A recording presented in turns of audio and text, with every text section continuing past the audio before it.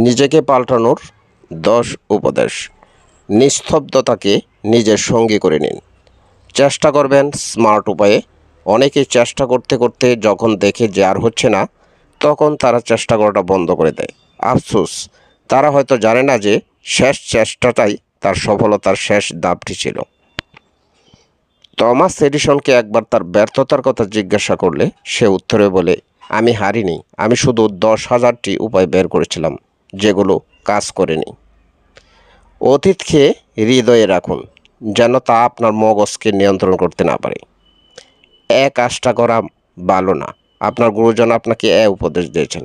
গুরুজনের কথা তাই বলে অন্ধবিশ্বাসে তাদের সব কথা বিশ্বাস করে পালন করার অভ্যাস ছেড়ে দিন। আবিষ্কার করুন কেন এই কাজটি খারাপ। নিজের ইমোশনকে নিয়ন্ত্রণে রাখুন। কখন হাসতে হবে, মন খারাপ করতে হবে, এগুলো খুব সতর্কতার সাথে খেয়াল রাখতে হবে। এ বিষয়ে অনেকে পারদর্শী নন। এজন্যই আমার প্রো টিপস, আপনি ইমোশনলেস থাকুন। নহে হাসা, নহে ক্রন্দন।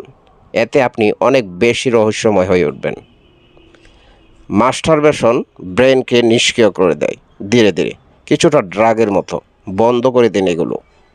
আপনার গোল কী সে বিষয়ে বই পড়ুন, ধারণা নিন। সামাজিক মিডিয়ায় কমেন্ট করার চেয়ে বেশি বেশি পড়ুন। এই টিপসগুলো পালন করার আগে গবেষণা করবেন কোনটা আপনার মানা দরকার আর কোনটা নয়। আজ এ পর্যন্তই।